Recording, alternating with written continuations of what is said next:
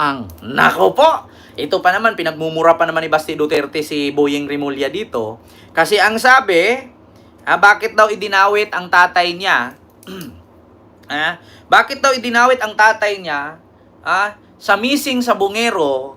Kasi ang missing sa Bungero daw at war on drugs ay magkapareho daw. Oh, sabi niya, mga stupid daw, mga ridiculous. Oh, mga ano daw, sabi ni Baste. So ngayon mga kababayan, si Atong Ang, kinasuhan na po ng pamilya ng mga sabungero. Ayan, madaldal kaya nakapapahamak, mag-whistleblower na lang. Kaya nga po O, eto na mga kababayan, Atong Ang.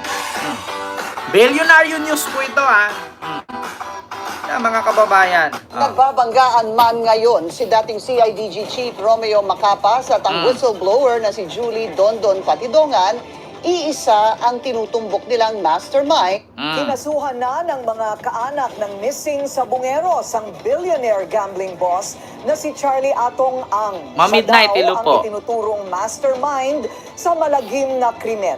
Yan ang agenda Nako. report ni Joash Malimban Live, nag-uulat mula sa Taguig. Joash, ano ang mga eksaktong Ito po mga kababayan ganito po.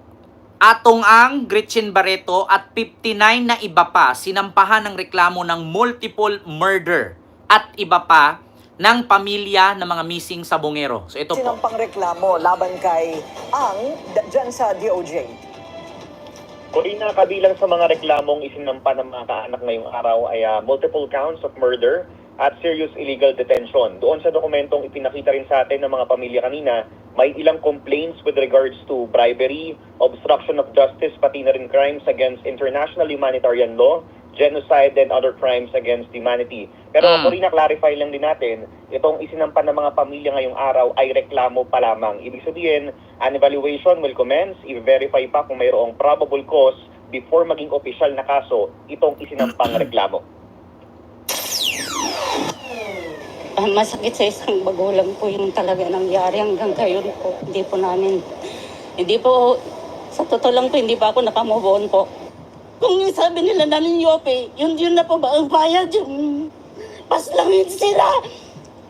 Naging emosyonal ang ilang pamilya ng missing sa Bungeros sa DOJ. Matapos kasi ang ilang taong paghihintay, opisyal na silang nagsampa ng reklamo laban sa mga umano'y mastermind sa pagkawala ng kanilang mga kaanak. Ang itinuturo nila, si bilyonaryo gambling kingpin Charlie Atong Ang, iba pang sinasabing miyembro ng tinaguriang Alpha Group at ilang miyembro ng PNP. Nako. Ang mga kinasuhan po namin, siyempre yung aming talagang matagal nang hinala si Mr. Atong Ang, kasama sila Eric De La Rosa, RJ Mejia, at saka ibang mga pulis, si Attorney Caroline Cruz. Ito yung mga kasama po dun sa aming mga complaints. Multiple murder po at saka serious illegal detention ho. Ang nanay ng isa sa mga sabungerong nawala sa Manila Arena, hindi napigilang mapasigaw at mapaluha sa galit. Malungkot ang nangyari sa pamilya natin, anak.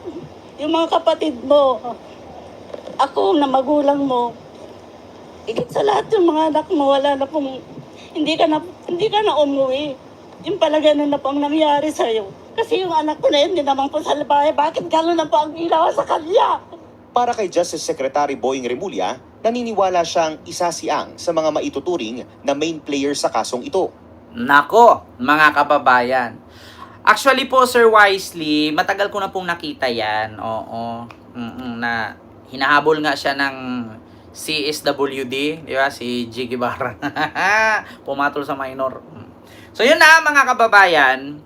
Ganito po yan. Kinasuhan na po si Atong Ang at Gretchen Barreto at 59 na iba pa. O ito po, GMA News din to. Bukod sa bilyonaryo. Ito po Ito po ang title ng GMA News. Atong Ang, Gretchen Barreto at 59 na iba pa. Magandang gabi po, Luzon, Visayas at Mindanao. Formal nang naghain ng patong-patong na reklamo sa Justice Department ang kaanak ng mga nawawalang sabungero laban sa negosyanteng si Atong Ang at 60 iba pa. Dawit din sa asunto ang dating aktres na si Gretchen Barreto at dating PNP NCRPO Chief Jonel Estomo. Nakatutok live si Salima. Nako! Bakit dun sa Billionaire News wala si Gretchen, si Atong Ang lang? Eh bakit dito Gretchen, si Estomo at iba pa? Oh. So, yun na mga kababayan, narinig nyo po. Nako po, atong ang Gretchen Estomo patay. Ito Sa Lima, Mel Emil, multiple murder, kidnapping with serious illegal detention at iba pang mga reklamo ang inihain dito sa Department of Justice laban sa negosyanteng si Charlie Atong Ang at iba pa niyang mga kasama sa tinatawag na Alpha Group kaugnay ng pagkawala na mahigit 30 mga sabungero. Actually mga kababayan, kung sakali man na maging guilty itong 60 plus, makukulong po talaga to sila. Ngayon, sa ICC naman, nakita naman po natin ang pinaka-leader na guilty, susunod na po yung 8, ay yung siyam. Kaya, ngayon, mga kababayan, narinig nyo naman po. So, kung sakali na yung 60 plus at yung mga pulis na nasa restrictive custody ay mahatulan ng guilty at nakukulong, ibig sabihin, may connection nga ang missing sabungero sa uplantukhang ni Duterte at ni Bato de la Rosa. Kasi yung mga pulis na yon, yan din yung mga pulis na nag-ooperate sa uplantukhang. Di ba? Eh, ang sabi pa nga, may 2 senador at 1 congressman.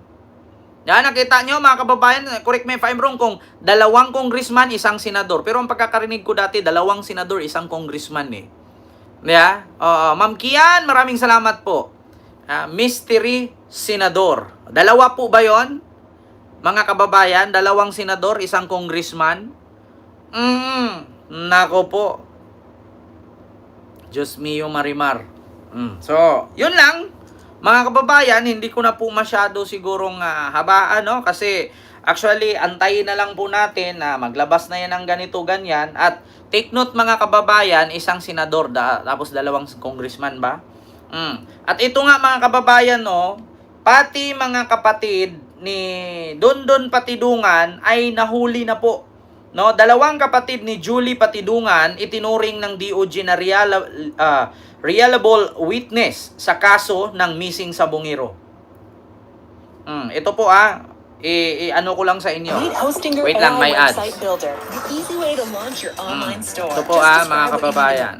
Magandang gabi, Benedict. Gaano ba ka-reliable yung mga nakuhang impormasyon ng DOJ na sinasabing magpapatibay sa credibility ni alias Totoy?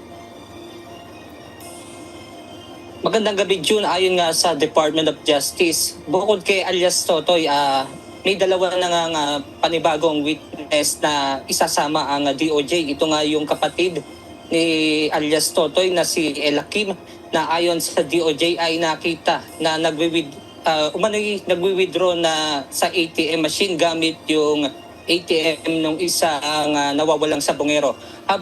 So ibig sabihin mga kababayan, hindi porket witness sila ay hindi sila ikulong. Ikulong pa rin sila kasi sangkot sila dun. Ginamit pa nga yung ATM nung isang nawawalang sabungero at ginamit pang withdraw. No? So ibig sabihin mga kababayan, hindi porket whistleblower si Patidungan ay hindi makulong ang kapatid niya. Di sana dapat 3 sila sabay-sabay lumabas. Ang problema lang kasi hindi sumabay yung 2, siya lang ang naglakas ng loob. Di sana pag whistleblower ka, swerte ka, di ba? Quits ka na. Di ba? Ang problema lang, hindi sumabay yung 2 kapatid, ngayon kulong. Kahit sabihin mong mag-witness sila. Kent, may senador daw. Bakit di isinali ni Remulla yung senador? Actually, midnight darating din dyan. Darating din yan kung sino man yung senador na yan at mga politician na yan. Kasi may mga general pa nga eh. So, yun po mga kababayan, good luck na lang talaga. Antayin na lang po natin kung maging guilty ba or hindi guilty. So, ito mga kababayan, yung sunod.